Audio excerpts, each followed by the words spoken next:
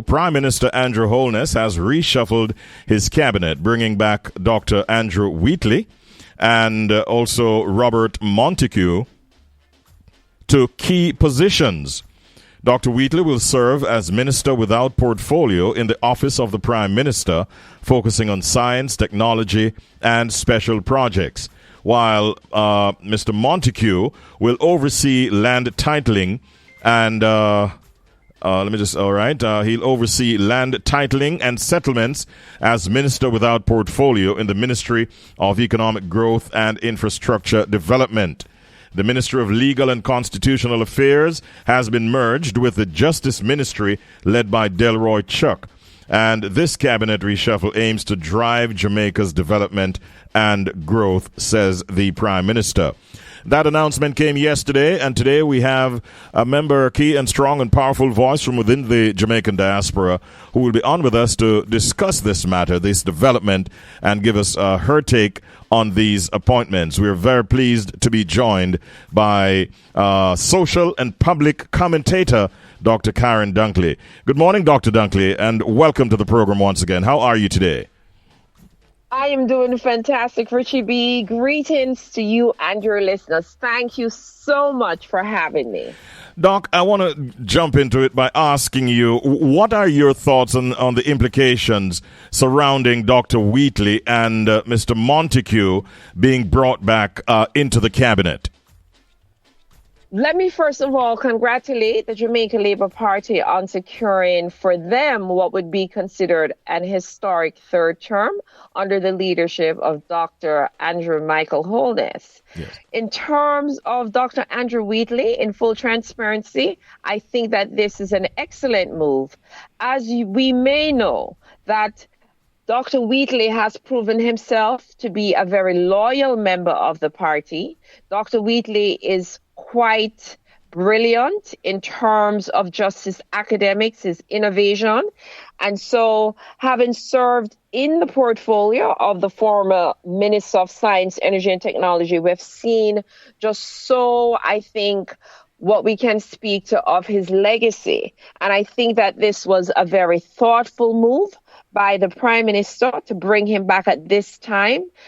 Obviously, it's going to be somewhat symbolically sensitive because we understand that, regrettably, Dr. Wheatley had to resign. However, I think that there is indeed a road to redemption for all of us. I think that this portfolio choice demonstrates the confidence for those of us, and I have to be fully transparent with you. Mm-hmm. I did pen a letter to the Dr. Andrew Holness long before an election date was ever conceived, that it was time for someone of the caliber, the vision, the innovation of a Dr. Andrew Wheatley to return to the cabinet. So I'm really personally thrilled to see this development. And I know that Dr. Wheatley will not disappoint. And in fact, I intend to reach out to him and to let him know that he has the diaspora to rely on, to leverage as a thought partner as he proceeds with this portfolio. As it relates to his past issues relating to corruption and what you might call a scandal, do you think that that will implicate him in any way whatsoever in his new role? I think that when we think of corruption in Jamaica, I like not to talk about personalities and what has happened in the past, but to think about how do we build a structure, a governance structure, a system that will eliminate, that will somehow reduce any improprieties or any questions around corruption. So I think that as a country, we have a really critical matter of urgency, not just, and when I say government, this includes the Jamaica Labour Party and this includes the People's National Party. I think we need to think about how can we strengthen the mechanisms in the system so it's not person dependent, but it's systematic, and that is where we'll get real and true change. Mm-hmm. Mr. Montague has also had some troubles in the past and has, in fact, had to resign. Now he's brought back. Listeners would expect me to ask you to zero in on that reappointment. Your thoughts? I think I think certainly that we have seen Bobby Montague. He was written off in this election. I think across the pundits, I kept hearing that his seat was in trouble in St. Mary. And I see once again that he was able to emerge victorious, number one, in winning his seat. And I think, again, this perhaps speaks to his experience in politics, speaks to perhaps his network and his reach. I am hopeful, and this has to happen, Richie B., that those who serve us, those who are elected to serve, will come with, I'm going to call, reflective practice, where they think about what they have performed in the past and how they can improve. He is in a critical ministry. Economic growth and infrastructure. Land titling is an issue. I know in my family we're waiting for land titles, settlement, land ownership is an issue. We saw that this was a vibrant theme in this election. So we're counting on Mr. Montague to move on, to press forward, to really build a different kind of legacy, because he has proven those who said he would lose.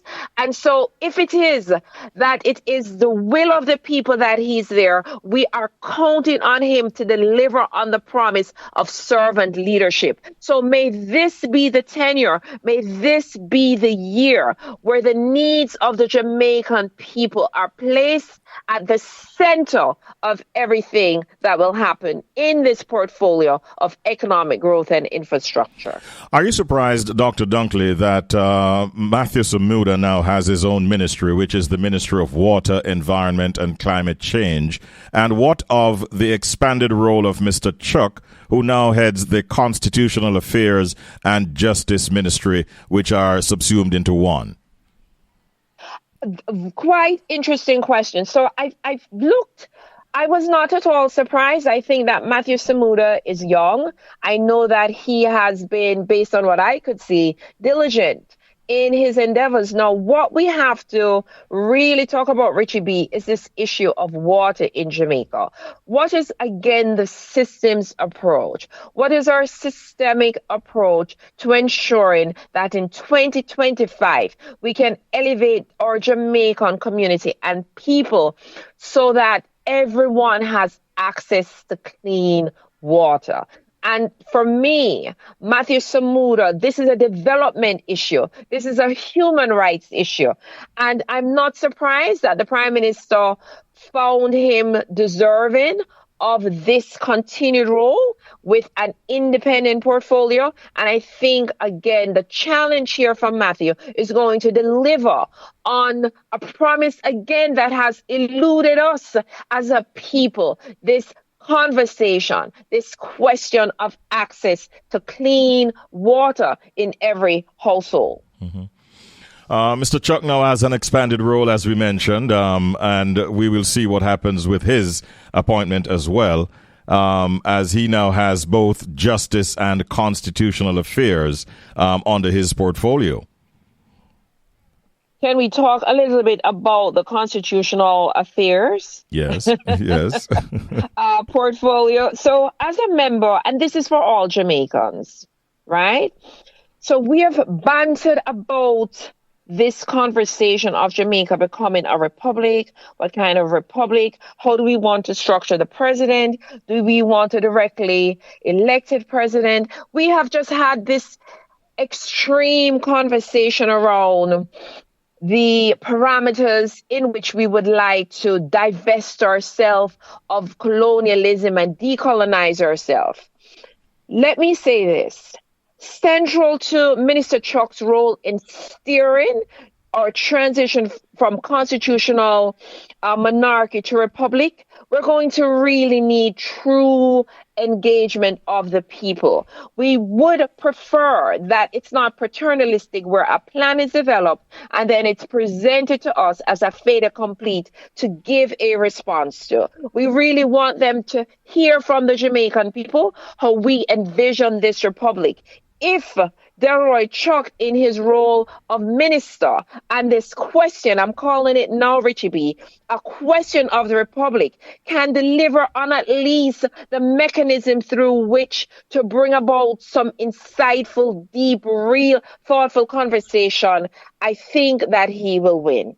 And so my expectation for him is to have some clear timelines around this, some legislative drafts, public education campaigns. I said even the little pygmy in basic school must understand this question of the Republic. And if it is that the government appears to drag its feet on the constitutional reform, the Republic question, the fact of who can run, for example, that Commonwealth can run, but me as a national of Jamaica and a naturalized American citizen cannot run. All of that need to be answered. So if he fails in this, then the government would have missed the opportunity to bring about this Republic agenda. And the Jamaican people, quite frankly, Richie B, will dismiss it as merely symbolic politics with no urgency. And I think that that is going to be the great challenge for Minister Chuck.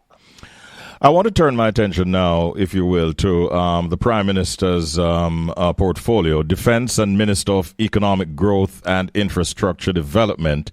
And he has in his under his supervision, he has the likes of Robert Montague. He has Dr. Andrew Wheatley. He has Audrey Marks as all ministers without portfolio, with special responsibilities.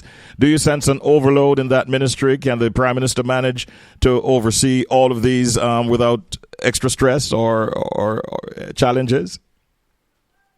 So I think definitely that we know the Prime Minister has been very focused on consolidating what I'm going to call innovative ministries, right, to really accelerate change. And when you intend to accelerate and achieve dramatic gains, you need to have some amount of oversight and consolidation. Now, let's just call it what it is. Let's just talk about an Audrey Marks. I have said to those who know Ambassador Marks that Ambassador Audrey Marks will deliver. This is a person, look at what she did, going into a seat and was able to transform that seat basically overnight. So although newer to representational politics, her track record of achievement, again in terms of innovation, efficiency, and digital transformation is not new. We know that an Ambassador Marks is going to be very solutions oriented. She's coming with the mindset of making systems more efficient because, as you know, she would have served ambassador in the United States. So I say that to say, Richie B, that if you look at who he has placed, again, we spoke about a Dr. Andrew Wheatley. Jamaica has to recognize, I don't know if it is that Dr. Wheatley, maybe it is he's self-effacing or he's quite absolutely brilliant, another producer and performer, as we know, albeit not without some mistakes in the past. And so I do not anticipate that. I know that that was a criticism that the Prime Minister had all these ministries consolidated and it would lead to a backlog.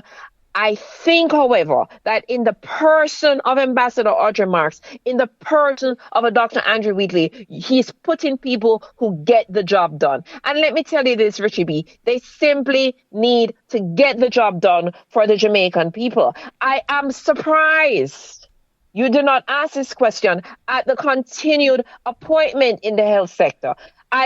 We expected the feedback from the field. Everyone is shocked. We were like, wow, there must be some change because the health sector has been the sector. It's been an albatross around the neck of the government. And so this has been, I think, the most surprising of the appointments, that a Dr. Christopher Tufton would have been returned to the Ministry of Health and Wellness. I have so many people, if you look within the chats, if you look in terms of the different, I'm going to say, discussion forums, people are like, Karren, why? Explain. What is the rationale behind this? This has stunned, quite frankly, the ethos in the Jamaican communities. And some people are quite frankly afraid to speak up, Richie B. But civil society is saying we don't understand the reappointment of a Dr. Christopher Tufton in the Ministry of Health and Wellness. Not personal to him, but his lack of underperformance, the critical care in which we now see health in Jamaica. It's not making any sense here. I was actually going to that question, and also by extension, the reappointment of Favour Williams as Minister of Finance. How do you view that? So I think, so let me just speak a little bit to the reappointment of Favour. And I'm always careful about, I would say, when we speak about women and the expectations of women, and how I think sometimes in our culture, women are, I'm not going to say villainized, but I think we're held to a different standard, right? And so first of all, let us just contextualize the appointment of Favour Williams. Minister Favour Williams being the first and the only woman to hold Jamaica's finance ministry, which, as we know, is one of our most powerful and visible posts in government. So I think her reappointment by Dr. Holness signals his desire to continue, right, to ensure that economic policy making is held by what I'm going to describe as a steady technocrat. She's not a flashy person. She is not, in terms of how she presents, bodacious. But I think that he has kept her because he wants to send the message to the country that the finance ministry is stable and that a level of fiscal discipline under the leadership of a Minister Favour Williams will continue. I know that as public expectations, we as Jamaicans, we're looking for some relief now from cost of living pressures, right? We have rising food prices and energy prices. Wages are somewhat stagnant. We see Jamaica Labour Party is promised to do wage and to deliver tax. So I feel critical in terms of continued competence. Frankly, I think that her real is both high stakes. It's historic, as noted, and high stakes because we must judge her on whether she can balance what we like to call the macroeconomic stability, right? So what is happening globally in the economy, but quite frankly, the everyday, the household. What am I paying for rice, flour, sugar? Can I pay my transport fee? Can I afford my bus fare? And we're waiting to see whether or not, I think Portia Simpson Miller said it best, can we balance the economy while balancing the pocketbooks and people's lives? Please, and that is what we're waiting to see. Mm-hmm. Let me just ask you one final question, if you will, Dr. Dunkley. Do you feel confident then that the new cabinet structure and composition can effectively drive Jamaica's development goals as outlined in Vision 2030? Well, first of all, we know that Vision 2030 needs a new vision, right? Primarily because, first of all, we were not quite on track, but especially now because of COVID-19, we've had some, I would say, massive interruptions in terms of reaching those benchmarks. I do, however, want to point to where the hope lives. And I think that that is key.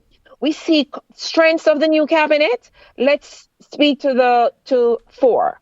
We see continuity in key portfolios. We mentioned Minister Favour Williams. We see, of course, I must shout out Minister Kamina Johnson-Smith in Foreign Affairs. And of course, Ed Bartlett, who is widely seen and viewed as the most productive, the most successful of all the ministers. That continues, right? So it signals stability, fiscal policy, diplomacy.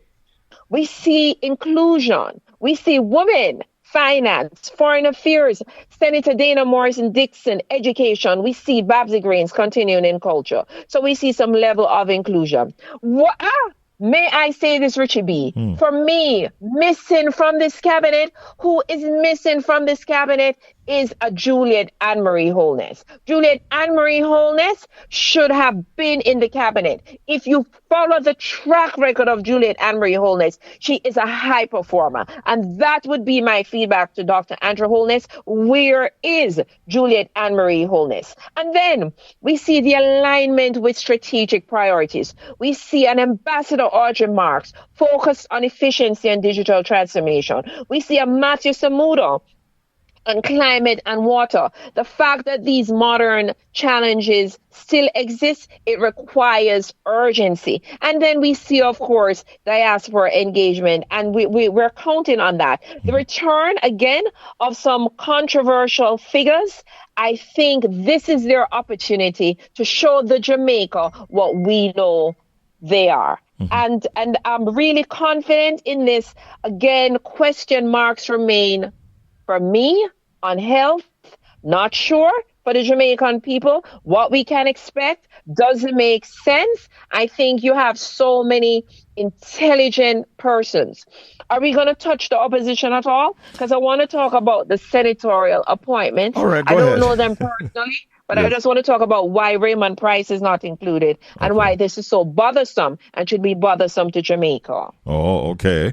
You mentioned Juliet Holness. I can tell you that the PNP have put out a statement already saying that they would not be supporting either the reappointment of Juliet Holness or the Marissa Dalrymple Philibert as the Speaker of the House. So that might be an area that the government and the opposition might buck heads on, actually. Oh, interesting. Yes. I'm yet to see that statement. I did follow the campaign closely as well as civil discourse. I understand the points. I just, again, want to amplify that in terms of a ministerial portfolio that's decoupled from any speakership. And I think the only factor preventing Juliet Anne-Marie Holness from being appointed is the fact that she's married to the Prime Minister. She's quite capable, quite competent. All right. We don't even have time to talk about agriculture and Mr. Minister Green there, but maybe another time. It's a lot, but you have given us a lot of information. Your thoughts came through very clearly, and I thank you for your time and your thoughts this morning, Dr. Absolutely, Dunkley. And Raymond Pryce should have been appointed senator on the People's National Party side. I think it's a grave injustice. I think it's an oversight. I think it's a mistake. And Raymond Pryce, whoever knows him, let him know that he is more than deserving of being a senator in the People's National Party. Thank you very much, Dr. Karren Dunkley. Great talking with you. Have a wonderful day today.